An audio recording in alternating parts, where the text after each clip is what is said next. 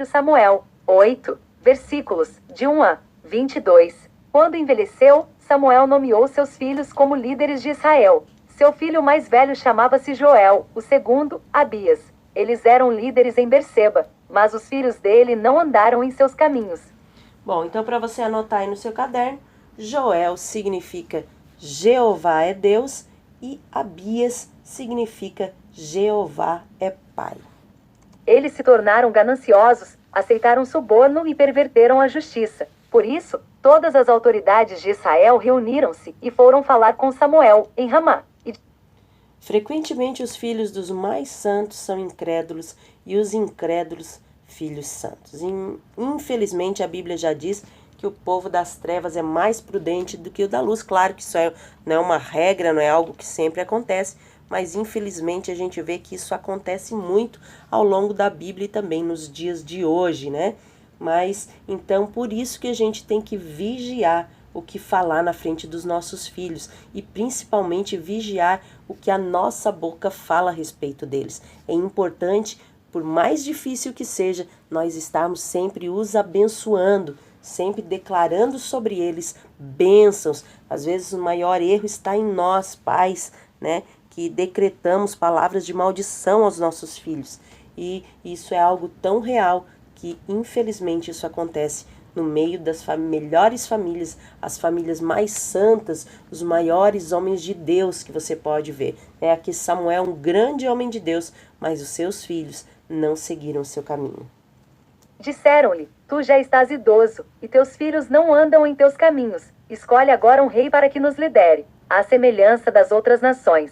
Quando, porém, disseram: Dá-nos um rei para que nos lidere, isso desagradou a Samuel. Então ele orou ao Senhor, e o Senhor lhe respondeu: Atenda a tudo que o povo está lhe pedindo. Não foi a você que rejeitaram, foi a mim que rejeitaram como rei, assim como fizeram comigo desde o dia em que os tirei do Egito até hoje. Abandonando-me e prestando culto a outros deuses, também estão fazendo com você. Agora atenda-os, mas advirta-os solenemente e diga-lhes que direitos reivindicará o rei que os governará. Samuel transmitiu todas as palavras do Senhor ao povo, que estava lhe pedindo um rei, dizendo: Isto é o que o rei que reinará sobre vocês reivindicará como seu direito. Ele tomará os filhos de vocês para servi-lo em seus carros de guerra e em sua cavalaria, e para correr à frente dos seus carros de guerra. Colocará alguns como comandantes de 1000 e outros como comandantes de 50. Ele os fará arar as terras dele, fazer a colheita, e fabricar armas de guerra e equipamentos para os seus carros de guerra. Tomará as filhas de vocês para serem perfumistas, cozinheiras e padeiras. Tomará de vocês o melhor das plantações, das vinhas e dos olivais, e o dará aos criados dele. Tomará 1/10 dos cereais e da colheita das uvas, e o dará a seus oficiais e a seus criados. Também tomará de vocês para seu uso particular os servos e as servas, o melhor do gado e dos jumentos. E tomará de vocês 1/10 dos rebanhos, e vocês mesmos se tornarão escravos dele. Naquele dia, vocês clamarão por causa do rei que vocês mesmos escolheram, e o Senhor não os ouvirá. Todavia, o povo recusou-se a ouvir Samuel, e disseram: Não, queremos ter um rei. Israel estava livre de tributos e de muitas outras obrigações que lhe seriam impostas se quisessem um reino. Bom, seria necessário mais 10% de tudo para criar e sustentar um exército, para sustentar oficiais e principalmente um rei com todas as exigências reais. Bom, isso me traz aos dias de hoje que às vezes também é mais fácil nós pagar por coisas do mundo do que ofertar na casa do Senhor. Não era diferente esse povo.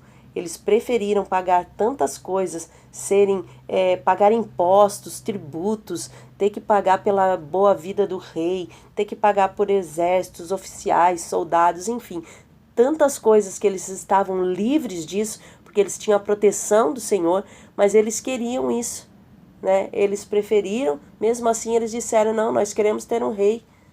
A gente vê aqui a ignorância do povo, que não é diferente dos dias de hoje. A gente vê, né, quantas pessoas que às vezes preferem pagar tantas coisas, fazer tantas coisas para o mundo e se custam para fazer para Deus.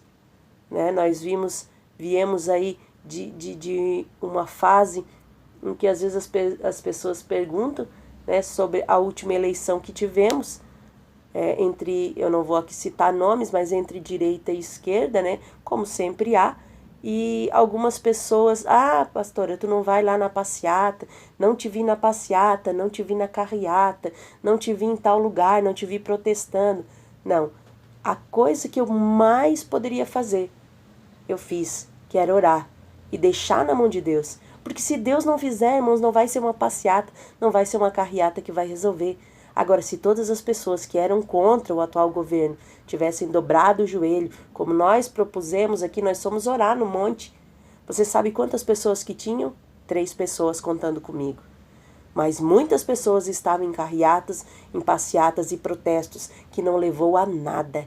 Agora, se todas essas pessoas que se manifestaram, né, em carreatas, protestos, passeatas, fazer desordens, coisas que eu totalmente desaprovo, né? Você ir lá destruir algo, como aconteceu infelizmente, se todas essas pessoas se dispusessem todo o tempo em que ficaram lá, né, de passeatas que duravam 1, 2, 3, 4, gente que ficava 5 horas o dia inteiro lá na frente, né, em Brasília, se essas pessoas ficassem esse mesmo tempo de joelhos orando ao Senhor, eu tenho certeza que as coisas mudariam.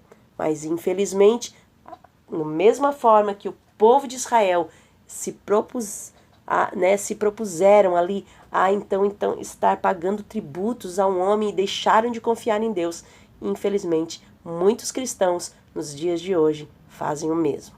Acham que com sua força, com a sua falácia, com o seu braço conseguirão algo, sendo que era tão simples, era somente orar ao Senhor, que é Ele que é o dono de todas as coisas e de tudo que acontece. Ele sabe todas as coisas e pode todas as coisas.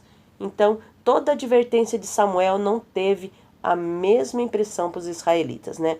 Então, é aquela coisa quando você vai conversar com alguém que já está totalmente, né, com a cabeça feita, não adianta você ficar ali querendo falar. Como eu falei, o que precisamos fazer é orar e cada dia orar mais e mais. Seremos como todas as outras nações. Um rei nos governará e sairá à nossa frente para combater em nossas batalhas. Depois de ter ouvido tudo o que o povo disse, Samuel o repetiu perante o Senhor. E o Senhor respondeu: atenda-os e deles um rei. Então Samuel disse aos homens de Israel: volte cada um para sua cidade.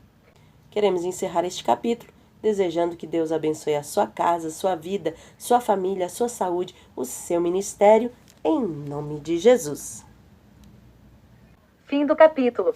Som da Bíblia. Então, no fim do capítulo do Som da Bíblia, queremos encerrar este capítulo. Pensou que eu não ia botar pro erro. Se não tivesse a tossidinha até dava, mas tinha tossidinha, né, Lana? E como que a Lana ia ficar famosa no corte essa parte, Lana, se não tem muitos cortes essa parte? Porque alguns, gente, eu vou entregar ela pra vocês. Alguns ela não coloca, porque tem bem mais erros. Fica aí a dica. Então, corte essa parte, Lana. Escreve aí na descrição embaixo, corte essa parte pra ela não tirar, porque eu sei que você, como eu, gosta de assistir os erros. Aqueles memezinhos que ela coloca, olha, é muito legal.